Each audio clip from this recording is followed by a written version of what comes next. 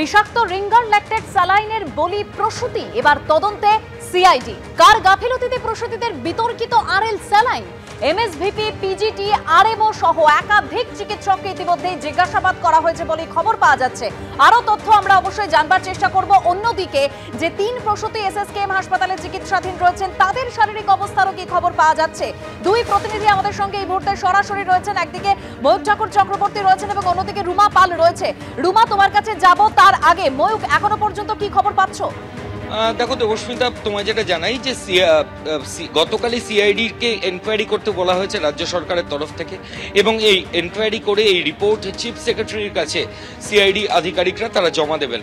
এবং সিআইডি সূত্রে যেটা খবর, একজন ডিএসপি পদমর্যাদার অফিসার তাকে ডিপ্লয় করা হয়েছে গোটা ঘটনায়, এবং সেই ডিএসপি পদমর্যাদার অফিসার তিনি খোঁজ খবর নিচ্ছেন ইতিমধ্যে মেদিনীপুর মেডিকেল কলেজে। আমরা এই মুহূর্তে মেদিনীপুর মেডিকেল কলেজ হাসপাতালে রয়েছি। যে খবর আমরা পাচ্ছি যে এই গোটা ঘটনায় দুজন পিজিটি যারা পোস্ট গ্রাজুয়েটের ছাত্র, মেডিকেল স্টুডেন্ট, এবং দুজন স্টুডেন্টকে ইতিমধ্যেই সিআইডির অফিসিয়ালসরা জিজ্ঞাসাবাদ করেছেন, এক্সামিন করেছেন। এই মেদিনীপুর মেডিকেল কলেজ হাসপাতালে যিনি সুপার রয়েছেন এমএসভিপি, তাকেও ইতিমধ্যে জিজ্ঞাসাবাদ করা হয়েছে। এবং 4 জন নার্স যারা ওই দিন অস্ত্রোপচারের সময় ডিউটি করছিলেন, কর্তব্যরত ছিলেন, 4 জন নার্সের সঙ্গেও সিআইডি তদন্তকারী আধিকারিকরা কথা বলেছেন। এবং একজন রেসিডেন্সিয়াল মেডিকেল অফিসার আরএমও সেই সময় যিনি ফ্লোরে ছিলেন তার সাথেও কথা হয়েছে। অর্থাৎ একজন আরএমও, 4 জন নার্স, 2 জন পিজিটি এবং এই মেদিনীপুর মেডিকেল কলেজ হাসপাতালের যিনি এমএসভিপি অর্থাৎ সুপার, তার সঙ্গে কিন্তু সিআইডির তরফ থেকে একজন ডিএসপি পদমর্যাদার অফিসার ইতিমধ্যে কমিউনিকেট করেছেন এবং তাদেরকে গোটা বিষয়টা নিয়ে তাদের জিজ্ঞাসাবাদ করে তাদের স্টেটমেন্ট একটা রেকর্ড করেছেন। এই যে স্টেটমেন্ট যেটা সিআইডি অফিসিয়ালস রেকর্ড করবেন, সেখান থেকে তারা যে চূড়ান্ত জায়গায় পৌঁছবেন সেটাই কিন্তু চিফ সেক্রেটারির কাছে জানানো হবে। আমি অজয় দাস, আমাদের ক্যামেরা পার্সন, আমি দেখানোর জন্য বলবো আমরা মেদিনীপুর মেডিকেল কলেজ হাসপাতালের যে এমএসভিপি যে অফিসে থাকেন সেই অফিসের ভেতরে রয়েছি।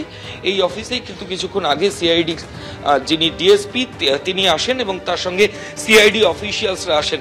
এখানে এখনো কিন্তু এই হাসপাতালের যিনি এমএসভিপি এবং হাসপাতালের যারা অন্যান্য কর্মী তাদের সঙ্গে সিআইডির যারা অফিসিয়ালস তারা কথা বলছেন। ছবিটা দেখাবো এই মুহূর্তে। মেদিনীপুর মেডিকেল কলেজ হাসপাতালের ভেতরে আমরা রয়েছি। হাসপাতালের ঠিক ডান দিকে দেখো প্রফেসর ডক্টর জয়ন্ত কুমার রাউত, অর্থাৎ যিনি এই হাসপাতালের এমএসভিপি।